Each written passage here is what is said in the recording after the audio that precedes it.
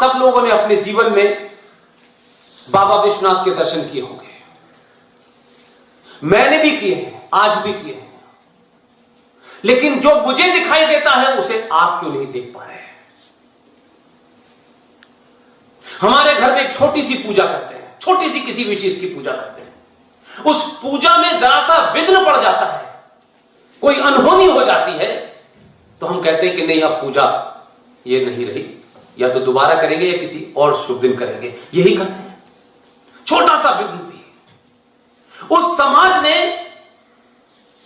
आप चाहते हैं कि भगवान के मंदिर जाएं और भगवान आपको आशीर्वाद इतना दें, आपको, आपके राष्ट्र को, आपके शहर को फल फूलों से भर दें, खुशहाली से भर दें। लेकिन मुझे बताइए, क्या मैंने सोचा हम कितने कायर लोग हैं?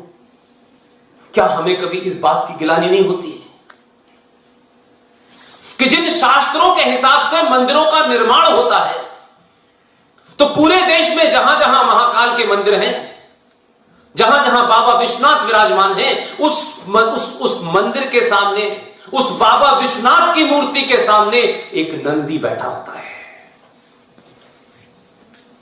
मैं इस मंदिर में जब भी जाता हूं तो उस नंदी की तरफ देखता हूं। अगर ये जीवित होता तो कहता कि मेरे सामने बाबा विश्वनाथ है, ये मस्जिद कहां से आ गई? क्या उस नंदी की लाचारी पे आपको कभी दुख नहीं होता? क्या आपने सोचा कहते थे कि एक ऐसा मंदिर जो छिन्न भिन्न हो गया हो, जो अपवित्र हो गया हो, जो शास्त्रों के हिसाब से खराब हो गया हो, किसकी जिम्मेदारी है? पूरी दुनिया में जहां मंदिर बना हुआ है, काशी का, बाबा विश्वनाथ का, महाकाल का, उसके आगे एक नंदी होता है। वो शास्त्रों के हिसाब से होगा, उस बहस में नहीं जा रहा, लेकिन आप सब लोग दूध चढ़ाने जाते हैं, लेकिन उस नंदी की तरफ नहीं देखते। मैं हर बार उस नंदी की तरफ देखता हूं, इसलिए कहता हूं आपसे, सरकारों के भरोसे कायर समाज रहता है। अपने निजी स्वार्थों से ऊपर उठिए। हम सबको जाना है, आपकी कमाई हुई करोड़ों की दौलत भी आपके बच्चे समाप्त कर देंगे। जो आप करके जाएंगे, अगर ये आस्थाएं परंपराएं रहेंगी तो सनातन रहेगा। सब कुछ मैं करूं, अपने लिए करूं, ये नहीं हो सकता।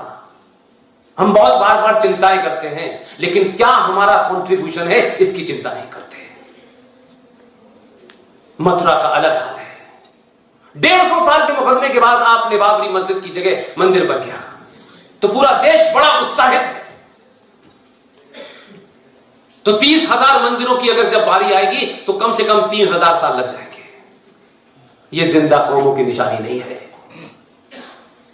जिंदा कौमें अगर मरने का फन भूल जाती है, वो कौमें जिंदा नहीं रहती। इसलिए जिन्हें मरने का फन आता है, वही लोग जिंदा रहते हैं, वही समाज जिंदा रहता है, वही देश जिंदा रहता है।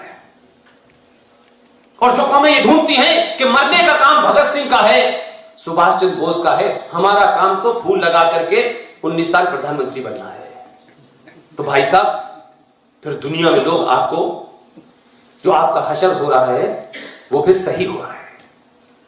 लेकिन गलत या सही, पूरी दुनिया आज भी, पूरी यूरोप आज भी आपको 1947 के पिताजी की संतान नहीं मानते। आपको जो 1947 में पिताजी आए, उन्होंने कहा कि सब बाकी तो मेरी संतानें हैं। पूरी दुनिया आज भी, आप विदेशी अखबार पढ़िए, मैं तो बीबीसी वगैरह में रहा तो इसलिए मुझे बाहर का ज्यादा अंदाजा है। पूरी दुनिया आज भी आपको उस भारत से जानती है जिसने जीरो का आविष्कार किया, जिसने सूरज और जमीन की दूरी बता दी। 1948 में नासा आया है। 1948 में, क्या 1948 से पहले कुंभ नहीं हो रहा था?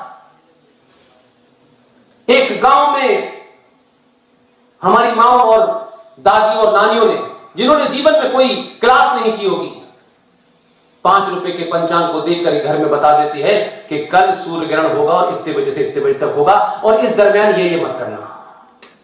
हमने उसे मूर्ख समझ लिया, क्योंकि हमें नासा पे भरोसा है, हमें अंग्रेजी बोलने वालों पे भरोसा है।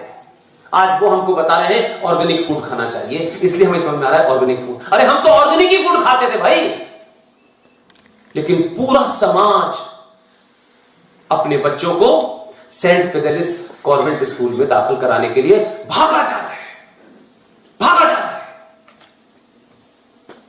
हमें आधुनिक शिक्षा चाहिए। शिक्षा का मतलब क्या है? मार्कशीट पे 100 में से 100 नंबर आ जाना, नौकरी मिल जाना, समाप्त हो जाना। आपने अपनी बुद्धि का इस्तेमाल एक सिस्टम के लिए क्या चले गए? राष्ट्र के लिए क्या किया आपने?